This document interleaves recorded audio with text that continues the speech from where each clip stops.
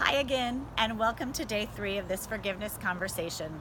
For the past couple of days, I've been talking about forgiveness as a mindset, and today I want to talk about forgiveness as something that can be consciously practiced every day. Forgiveness can be such an abstract concept. It can conjure up images of lofty, spiritual, and sometimes seemingly unattainable standards. When I share my experiences in forgiveness, people often say, "I'm not sure that I could do that." There are many times when friends of mine have come through amazingly difficult challenges, battles with cancer being one such example, and I've had that same thought.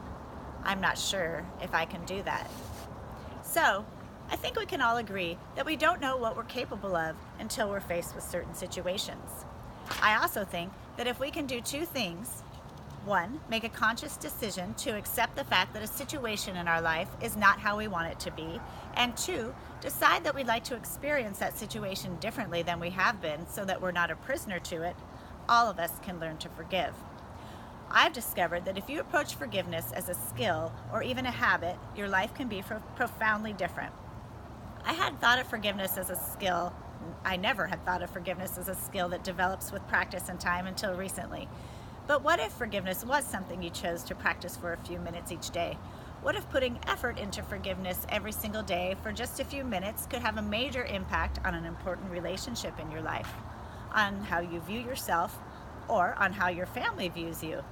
What if forgiveness gave you options? What if it allowed you to see a way out of something that you currently don't like about your life? Many of us have practices that we do every day because we know it'll make our day a little brighter, our body a little healthier, or our minds a little clearer. We have a warm cup of coffee, we go for walks, take an exercise class, we have lunch with a friend, or we hug our animals. We know what to do for ourselves when we want to relax. So what if we exercised our forgiveness muscle regularly?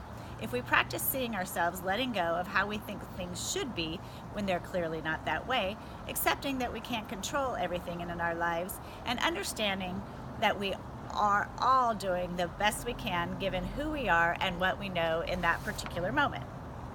Desmond Tutu, who you now know is one of my biggest heroes, explains, "When I cultivate forgiveness in my small, everyday encounters, I'm preparing for the time when a much larger act of forgiveness will be asked of me, and it always most certainly will." I absolutely love that, and I firmly believe it. In fact, I know that it works exactly that way. Would you be game to think a little bit about forgiveness today? Why not try thinking about how things would be a little different if you didn't get riled up over the guy who took your parking spot in the parking lot?